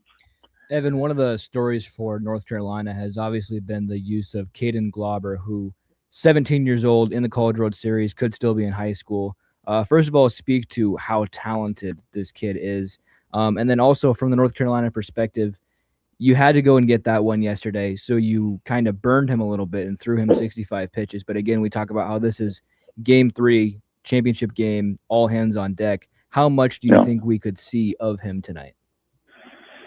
I mean, my sense is you probably see him at least a little bit. I don't know that you'd start him unless it's in kind of an opener sort of role. But I think that was the big stat yesterday was he'd been used on back-to-back days like 3 times this year, but never when he'd been used as much as he was yesterday. So, yeah, it's probably a situation where maybe he'd be good for an inning or two. Maybe, if nothing else, man, he's like a lucky rabbit's foot for that team. 29-0 when he pitches, like that's pretty outstanding stuff. And so you'd figure you'd have Jason DeCaro, their ace, back, at least in a limited capacity. Walker McDuffie, their star stopper, he's got a couple of days of rest now. He's available. So, like, usually when you hear kind of that Johnny Holstaff bullpen game sort of thing, you're like, oh man, that's probably not a great situation. But I think North Carolina's arms make that about as favorable as you could in a situation like this. And again, Oklahoma on the other side does have a starter, but he's still a true freshman, at least in status, who's pitching on the kind of stage that he's never been in before. So, I think North Carolina's experience, their ability to pivot if someone gets tired or is ineffective, like that's going to be extra valuable in a game like this. And Glauber's a guy, he's not going to necessarily overpower you on every pitch. Like, he's got the sweeper, he's got the kind of the sidearm funky delivery that can get you some quick outs. And he was actually pretty efficient on Sunday in going whatever it was, 3 1/3 or however long he went. So I actually think North Carolina may have the advantage there, just because they do have so many different guys who can come in and potentially eat up some innings. Again, we're speaking to Evan Bland from Omaha World Herald. Well, Evan, we had College World Series going on, a lot of big news come out of there, but maybe no more bigger news than a uniform unveiling here in Lincoln. Thoughts on that? And we were trying to go through it this morning, and all right, we're going to give our critiques on it. What does it do for football? What does it mean, especially in the landscape of college athletics, where fresh and new, and the audience you're talking to has continued to change? Just some thoughts on the redesign, and maybe stepping just a little bit out of tradition going forward. Yeah, they are. I'm not a huge uniform guy. Like I think back to, and I'm a Denver Broncos fan. So you think back to the late 90s when they totally redesigned their uniforms and everybody hated them. And then they won a couple Super Bowls and they're like, oh, okay, actually this isn't too bad. Like, I kind of think there's some similarity there with Nebraska, where you hear some of the blowback on the design, and I think a lot of it's probably justified. But really what it comes down to is people are just frustrated and hungry for wins. As far as it comes with the actual design, I thought the numbers were kind of interesting. The numerals, they kind of remind you a little bit of the LA Rams style, with kind of their bigger, more rounded appearance. The nod to the agricultural foundation of the state with the rows and the numbers. That's kind of interesting. I don't know how much of a difference it makes. The stripes on the shoulders were okay. I thought maybe they could extend a little bit more. I thought maybe, to me, my bigger critique would be like, there's really, if you just were tuning in, there's no Nebraska anywhere. There's not a Nebraska on the chest. I think you have to look inside the back collar maybe to see it there. And so how do you distinguish yourself from Wisconsin or NC State or something like that? I think those are all valid, critiques. But again, it comes down to wins. Like, if Nebraska comes out and can be in that CFP discussion into November, and the offensive line looks better and Calandry is making plays, I think people come around on it a little bit more. It's when you are struggling as a program that all the other things can get nitpicked a little bit more. Let's talk about the tunnel walk. Let's talk about the reseat. Let's talk about all these things. If you win, a lot of that goes away. So I think, some of the criticism from this redesign, I think is a product of just that fan frustration. But, I'll be curious to see if this is indeed kind of a long-term full-on redesign or if this is something that maybe ends up getting tweaked as well. Yeah. And I'm glad you brought up the Broncos, because I'll go back to their most recent uniform redesign. As a Broncos fan, whenever I first saw them, I wasn't a huge fan because change is always a little bit difficult. But then I saw them on the field. I saw Bo Nix slinging darts, and I got a little bit more encouraged. I came around on the uniform, so I'm waiting to see how these uniforms look on the field. They always look different on the stage than they do on the field as well whenever you have a full team of guys out there. The one thing that might be a little too on the nose for me is that they did remove the tradition of winning patch, which, yeah, there hasn't been much winning around here in the last 10 years, but a little on the nose to remove that. Yeah, and what they put it inside the collar? It's like that? inside now, so it's not visible.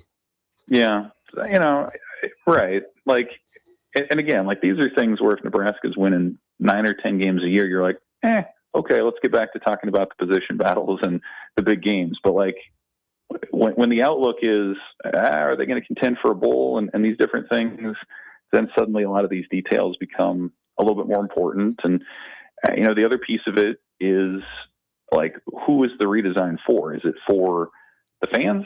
Is it for the players? Because it seems like the players were pretty excited about it. I mean, I think that's probably pretty noteworthy. And, I haven't asked any recruits about the redesign specifically, but my hunch would be that a lot of them are pretty interested in that. So I think that's the other piece of it sometimes is, the thing, and this is true for a lot of things, right? This is true for maybe music on game day. This is true for, how they schedule potentially. Like sometimes it is for the players more than it is for the fans. And so I wonder if maybe this is an instance where you're trying to connect with your recruits and conjure some excitement with where the program is with guys who are going to be wearing these clothes more so than the people who are going to be watching them.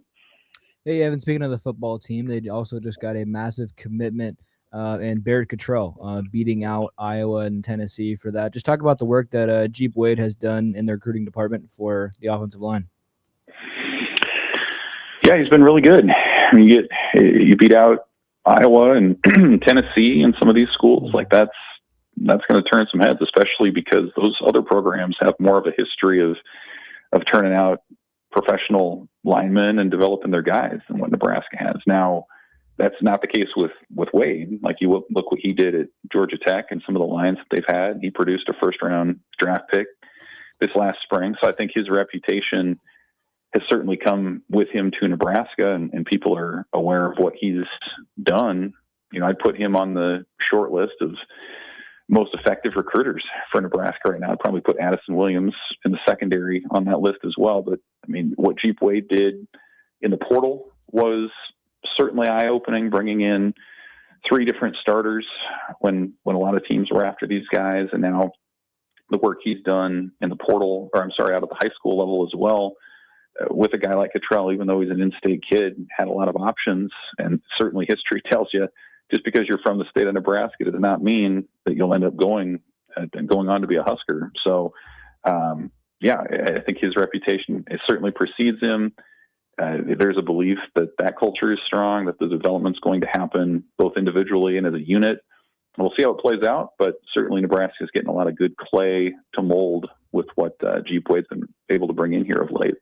Evan, taking the 60,000 foot view on recruiting from Nebraska, give me some positives on why this is happening right now for Nebraska on the recruiting side, because in recent times you look back and go, well, we got to the altar, we got dropped every time we got to the altar. Is it you mentioned the word culture there. Is it when you look at the staff now, there's connected individuals on the staff, especially on the defensive side, when you look at the number of guys that have been together at other stops, or you look at the actual recruit side, you got maybe the best peer recruiter in the country and your quarterback in 2027. And is it that, or is it the combination of both, of just the culture of, I don't know, they like each other and they're actually talking great about Nebraska and the brand is changing? Yeah. I think the timing of all the commitments is notable. I think, it used to be that a lot of these guys would take their recruitments into the fall and you'd be seeing a lot of official visits for the most imminent class coming in. And that's really not the case anymore, in part because of limited roster spots. Like, you need to secure your spot. I think it's in part because of the rev share piece, where you want to secure your piece of the financial pie sooner rather than later. So a lot of these commitments are coming, sooner or earlier on the timeline than what maybe they were in the past few years. But to Nebraska's credit, like, they're locking a lot of it down. And so if Nebraska is competitive financially with a lot of these other schools, then it comes down to some of the more familiar factors as tiebreakers. It comes down to your relationship with your assistant coach, or it comes down to your projected role, or maybe it comes down to your the facilities or the fan support or these different things. And those are areas where Nebraska's always been strong. And so I think you're seeing them close the gap at least a little bit in terms of the rev share NIL piece. And then, you need to have a cohesive vision within your system. And I think, Jeep Wade is someone who's not figuring things out on the fly. Like, he has an established system. He teaches a certain technique that has worked for him, that has developed players and made a lot of linemen better at various stops. And so Nebraska is benefiting from that part as well. And then, you have a little bit of stability, at least in terms of your head coach and the way that he wants to run things. Yeah, you've had some turnover with assistants, but I think this offseason, they brought in some guys, some football guys. Like, these are hardcore X's and O's football guys. Wade's certainly in that. Roy Manning's certainly part of that. Corey Brown, like, a lot of these different guys are football guys. And so I think that shows up when these players visit, and Nebraska is benefiting from that as well. Evan Bland with us here from the Omaha World Herald.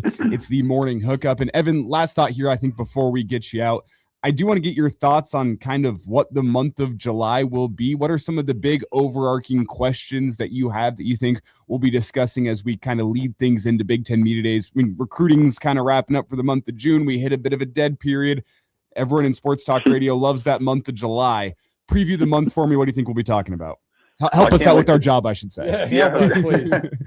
I can't wait to see all the bits that you guys come up with. Mount Rushmore, the top 25 countdowns. It's going to be awesome. It's going to be diving deep on the schedule. That's going to be a big thing. Probably daily topics. I think the thing nationally that I'll be looking for is some clarity on the 5-for-5 stuff, because that's, especially as it relates to football for Nebraska, that's really fascinating. Like, if that passes soon, then suddenly the Anthony Calandria story becomes a 2-year thing instead of a 1-year deal. And if Trey Taylor comes in as a 5-star and he's ready to roll, like, by year 2, what a seamless transition it would be for Calandria in 27 to be the starter while Taylor redshirts or watches and learns as the understudy, and then he were to take over. If Calandria is done after this year, if that rule does not pass, then Nebraska has a decision to make. Do you roll with Taylor as a true freshman? Do you go back to Latif? Do you bring in somebody else out of the portal? So I think, and it's not just the quarterback situation, but there are a number of other players on the team too, where I think how that plays out will be pretty interesting. Maybe we'll get some clarity on that this week. We'll see.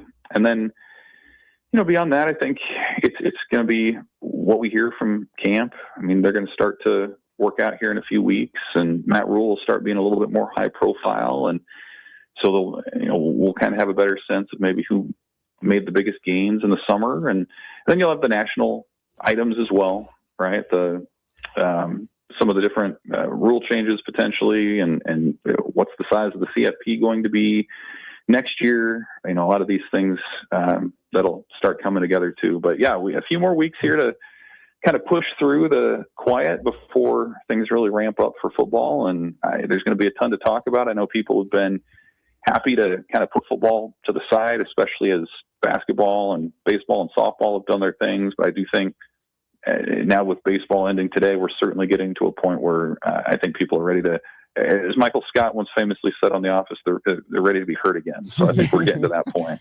Well, Evan, thanks for getting us all led up until September, right there in about 45 seconds. We appreciate it, my friend. Awesome, man. Hey, we appreciate your time as always, Evan. Take care of yourself, and we'll talk to you soon. Appreciate you guys. See ya. Evan Blam, Omaha Ward Herald. Always great stuff hanging out with him on the morning hookup. Let's take our final break and come back with stories that we missed.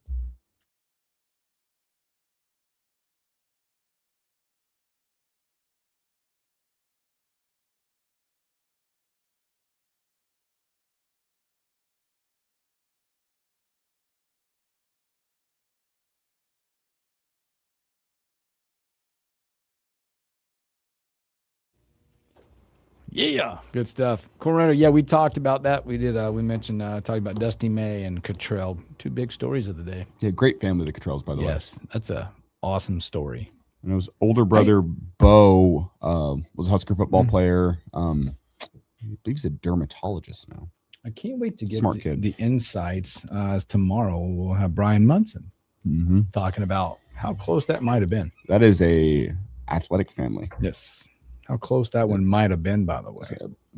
Bo was kind of a special teamer fullback at Nebraska. Really a tweener guy that, did well in special teams. And then I believe it was Bryce went off and was a running back at Ohio.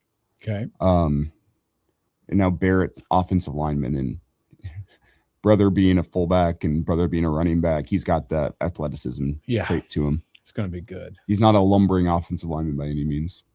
But that's the main thing. Great family.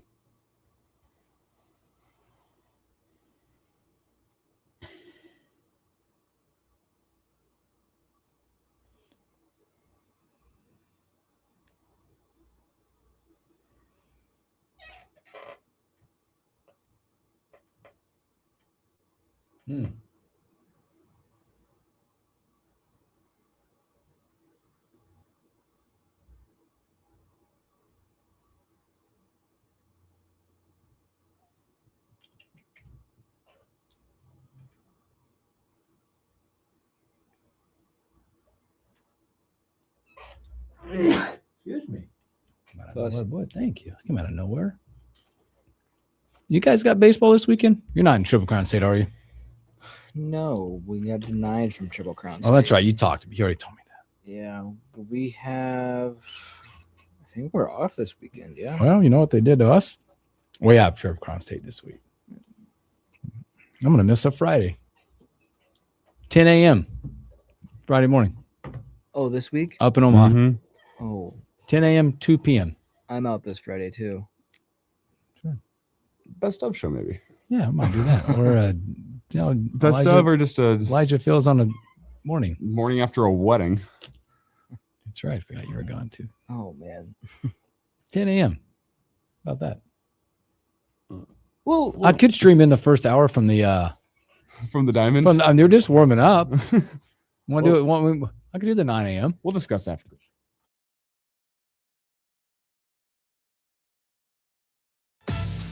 The stories we miss. The Morning Hookup.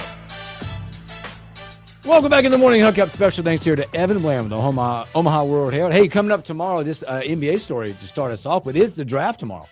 The draft starts tomorrow. We'll talk about that tomorrow. But sources are out there. There's two finalists for the Giannis sweepstakes.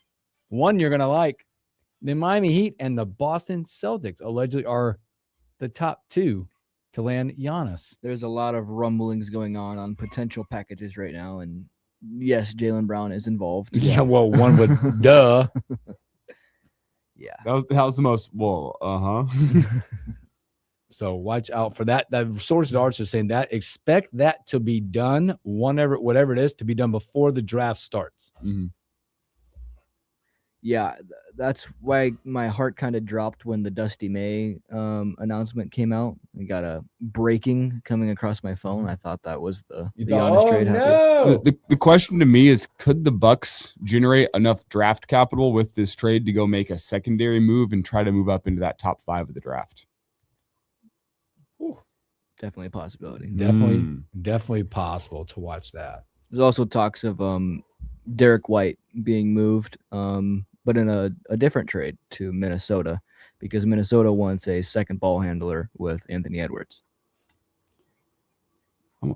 Who, if there is any movement in that top 5, Who do you guys have circled in the draft? Like if any teams, so the top 5 as it stands right now, the Washington Wizards, I don't think there's a chance in hell they're moving out of number 1. But then the Jazz at 2, depending on a trade package, I could see them moving back if they want to get a little bit older. They have Keontae George, who's great. If you want to pair somebody up with him and kind of transition from acquiring talent to more of a win now with Keontae George, I think he's great. You have the Grizzlies at 3, which I don't think the Grizzlies would want to move out at 3. They need to get younger. I think they need to kind of extend their window back. The Bulls at 4, I'd be surprised to see them move back. They need some star power. And then the Clippers at 5. You know what my answer is? I think with the 5 gentlemen that are proposed at the top 5, none of them. This has a chance to be one of the best draft classes we've ever seen. Yeah. So I think with that, it'd be hard pressed to, I mean, I get it, maybe some more cap, whatever, but man, when you're looking at, as it's mock drafts, whatever you look at, a DeBansa, a Peterson, a Boozer, a Wilson, and a Wagler, my goodness. And then you look past that, guys like Acuff, Brown, Fleming, I mean, Burries. I mean, this will be interesting because there's going to be some guys, some teams after like 15, they're going to go, whoa, look who I got in this draft. It's crazy. I'm looking at Yaxel Lindenborg. I know he's a little bit older. They got him outside. They got him outside the lottery. Like 11. I'm seeing him at 15 here. 11. I saw him at 11-1. I mean, look at a guy like Koa Pete, Arizona. Maybe not going to get the flashiness of what we're seeing at the top, but they've got him in the 20s. I've seen Phylon from Alabama in the 20s. Yep. He'd be a lottery pick any other year. It's so deep. So it'd have to be a lot to make that move with the way you look at the top 10 guys could look like. And everything you read now looks like we're talking about tomorrow. It looks like DeBansa. It looks like he maybe is secured being number 1. I'd bet DeBansa 1, Darren Peterson 2. Mm-hmm. Beyond that, we'll see. Probably Boozer, but I wouldn't be surprised to see Caleb Wilson is popular. Very popular. And so is Keaton Wagler. Mm-hmm. Be a lot of styles they're gonna make this draft coming up. I think the big questions to me is after 1 and 2, do you go Boozer or do you go Wilson? Probably Boozer. We'll see. I think Peterson's a lock to go number 2 after DeBansa goes number 1. Where does Wagler slide to? Where does Acuff slide to? I mean, the fact that you could be getting Acuff in the back end of the top 10, that guy is a top 3 pick probably any other year. And you could be getting Darius Acuff at this mock draft I'm seeing here. Has him going at 7 to the Kings. 7. Kings could build something with that. He's good, man. Oh, there's so many good players in this draft. And then not too far away, MLB draft's upcoming too. It is. So we'll get a chance to talk NBA draft tomorrow. I think there's 2 days, Tuesday, Wednesday of draft time. Cornwright, I agree. He said, talking about the U.S. Open, the closest to those green speeds, that is the open to public in the right Wild Horse. Yeah, if you ever get a chance to play at like a public wide open golf course, it's busy, but Wild Horse in Gothenburg, my goodness. I'm going to wait and try to break 100 on a city course here before I try to extend your talents. Extend it out to something that's got green speeds that are similar to Shinnecock. That's just an 11. It's just an 11. I'm good for now. Once I break 100, we'll get around to it. Boy, tomorrow we can also start talking possible candidates. Who's going to replace? I get a feel. I was reading some stuff in during the break. I get a feeling that maybe Michigan had a feeling this could be a pretty quick hire. They probably have already reached out. But there'd be some interesting names on the list of who now takes over that monster. And then, you know who's looking for a job right now? Juwan Howard. The return. He's back. The Juwan Howard return. Back to slapping people in the handshake line. Yikes. It's an interesting thing. In developments as who will reply. I love all the stories. Here's the 6 candidates that are possibly replaced. There's the guys without jobs right now that are sitting out there going, It'd be interesting to see which way Michigan goes. Now I wonder how caught off guard by this they were. We'll know in the next 24 hours how caught off guard they were. I just have it feels like they knew. This wasn't where he just walked in this morning and went, boys, You'll never guess what happened this weekend. Now you never guess. Because imagine that Monday morning meeting. How's everyone's weekend? Because the popular name for a long time in this, it sounded like when you read a bunch of the stuff that it was down to 2. John Shire was at the top of the list too. Obviously, being at Duke and Cooper Flagg recently being there was a very popular name to throw out there. And obviously, they did not get that at that point. They got to Dusty May. So you know what that is. I'd be interested to see which way Michigan goes. Is it an NBA level type guy? Because I know Billy Donovan's name is going to get thrown around. They got thrown around at Carolina for a long time. Managing talent, managing dollars, managing NIL, because Carolina did it with Malone. Or do they go college route? Well, and can they go pluck a big name? There's a few out there. And that's why we'll know. Next 24 to 48 hours, we'll know how aware and how prepared for this they were. There's a few out there. Boy, tomorrow will be a great day, too. We're going to have College World Series winner Robin Washut, Brian Munson, NBA draft, and a whole lot more. Have a great start to your week. We'll catch you on a Tuesday.